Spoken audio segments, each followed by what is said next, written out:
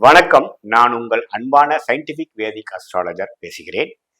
நல்லது நினைப்போம், நல்லது நடக்கும். இந்த வீடியோல மீனராசிக்காரர்களுக்கு மே 2024 எப்படி இருக்க போகுதுன்னு நம்ம பார்க்க போறோம்.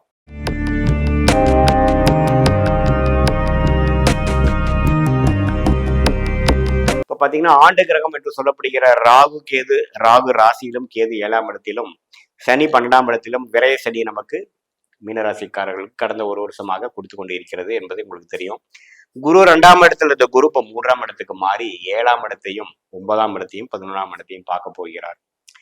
அதே சமயத்துல உங்களுடைய புதன் 7ஆம்க்கும் 4க்குடைய புதன் பாத்தீங்கன்னா செவ்வாய் ராகுவோட சேர்ந்து நீச்சப்பட்டு ரொம்ப பாதிப்பு மே 10ஆம் தேதி வரைக்கும் இருந்து மே 10க்கு மேலதான் புதன் பயிற்சி ஆகி மேஷத்துக்கு வருகிறார். அது ஒரு நல்ல பயிற்சி. அதுக்கப்புறம் சுக்கிர பகவானும் பாத்தீங்கன்னா மே 19ஆம் தேதி தான் 3ஆம் இடத்துக்கு மாறுகிறார். அதே சமயத்துல சூரியனும் பாத்தீங்கன்னா மே 14ஆம் தேதி வைகாசி மாதம் பிறக்கும் பொழுது 3ஆம் இடத்துக்கு மாறுகிறார். இத்தகைய ஒரு கிரகத்தின் பயிற்சிகள் எப்படி ஒரு மாற்றத்தை கொடுக்குதுன்னு பாத்தீங்கன்னா, இது வரைக்கும் ஒரு கேஷ் ஃப்ளோ இஷ்யூஸ்ல இல்லாம கொஞ்சம் பணம் வருது பணம் போகுதுங்கிற மாதிரி இருந்துட்டு இருந்த மீனராசிக்காரர்கள் ஒரு புதிய முயற்சிகள், ஒரு பங்குதாரர்களோட சேர்ந்து ஒரு புதிய முயற்சிக்காக ஒரு இன்வெஸ்ட்மெண்ட் பண்ணக்கூடிய அமைப்பு உண்டுங்க. அது மூலமா சில ஆதாயங்கள் பெறக்கூடிய அமைப்பு இருக்கு. கொஞ்சம் கேஷ் ஃப்ளோ கம்மியாகலாம், சேமிப்பு கம்மியாகலாம். அதே சமயத்துல ஃபியூச்சருக்காக சில செலவுகள் செய்யக்கூடிய அமைப்புகள் உண்டு. அதே சமயத்துல ராசிக்குள்ளேயே செவ்வாயும் ராகும் இருந்து உங்களுடைய பார்ட்னர்ஷிப் விஷயங்கள், இல்லற விஷயத்துல ஸ்பௌஸு, உங்களுடைய நண்பர்கள், பங்குதாரர்கள், வீட்டில் இருக்கிறவங்க, நண்பர்கள், இது எல்லாத்துலேயுமே சில இடர்பாடுகள் வரக்கூடிய, சில பிரச்சனைகள் வரக்கூடிய அமைப்புகள் உண்டு. ஏன்னா செவ்வாயும் ராகும் சேர்ந்து 7ஆம் இடத்துக்கு இருக்கக்கூடிய கேதுவை பார்க்குறாரு. இது வரைக்கும் அப்படி இருந்தது பார்த்தீங்கன்னா, இந்த மே 1ஆம் தேதிக்கு அப்புறம் குரு மாறி கொஞ்சம் சில விஷயங்கள் சாதகமாக மாறக்கூடிய அமைப்பு இருக்குது. சில பிரச்சனைகள் கொடுத்து அதுக்கப்புறம் ஒத்து வந்து ஒரு அக்ரிமெண்ட்டுக்குள்ளே போகக்கூடிய ஒத்து போகக்கூடிய அமைப்புகள் உண்டு. அதில் நீங்கள் கொஞ்சம் கேர்ஃபுல்லாக இருக்கணும். அதே சமயத்தில் சில கோபதாபங்களும் சில முனைப்புகளும் வரும்.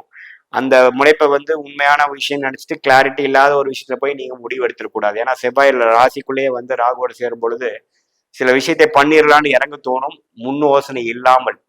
ஸோ முன் யோசனையோட தான் நம்ம செய்கிறோமா, அதோட அந்த பண்ணக்கூடிய விஷயத்துல நல்லா கிளாரிட்டியோட செக் பண்ணிட்டோமா, நிறுத்தி நிதானமா பண்றோமாங்கிறது பார்த்து பண்ணணும்.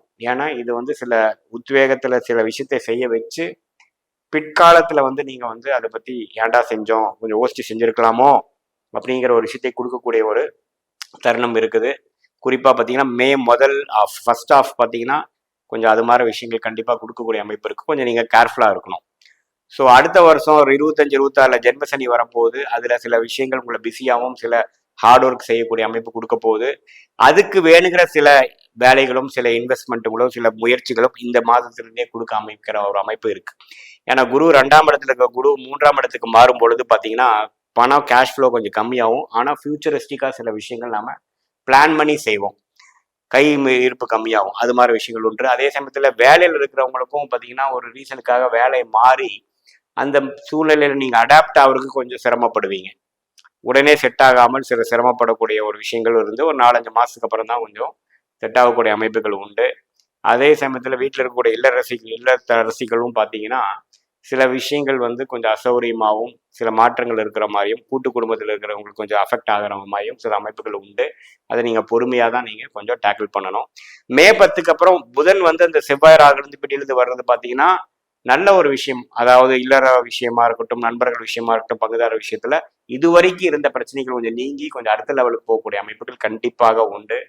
புதுசா ஒரு பங்குதாரர் எதிர்பார்த்துட்டு இருக்கிறவங்களுக்கு கிடைக்கும். அதே சமயத்துல பல நம்ம நாளா பார்த்துட்டு இருக்க சார் கல்யாணமே ஆகலை அப்படிங்கிற நினைக்கிறவங்களுக்கு வந்து ஒரு நல்ல வரன் கிடைக்கக்கூடிய அமைப்பு இந்த மாதம் உண்டு. ஏன்னா குரு 7ஆம் இடத்தை பார்க்குறாரு பாருங்க.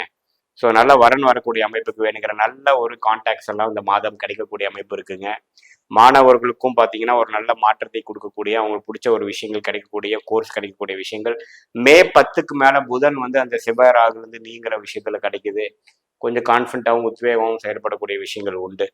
ஸோ பொதுவாக பார்க்கும்பொழுது மாதத்தின் முதல் பகுதி வந்து ஒரு மாதிரியான இறுக்கமான விஷயமாகவும் கொஞ்சம் யோசித்து செயல்படக்கூடிய விஷயமாகவும், மே 2வது பகுதி அதாவது செகண்ட் ஹாஃப் பார்த்தீங்கன்னா நண்பர்கள் விஷயமாகவும் பங்குதாரர் விஷயமாகவும் குடும்பத்தில் இருக்க விஷயத்துல ஒரு நல்ல விஷயமாகவும் கருத்து வேறுபாடுகள் நீங்கி நட்பு பாராட்டக்கூடிய அமைப்பும், ஒரு புதிய நண்பர் புதிய பங்குதாரர் அறிமுகமாகிற விஷயமாகவும், கல்யாணம் எதிர்பார்க்கிறவங்களுக்கு ஒரு நல்ல வரன் அமையக்கூடிய விஷயமாகவும், சுப விஷயங்கள் தடைகள் நீங்கிற விஷயமாவும் நாம செகண்ட் ஆஃப் பார்க்கக்கூடிய அமைப்பா கண்டிப்பாக மீனராசிக்காரர்களுக்கு உண்டு.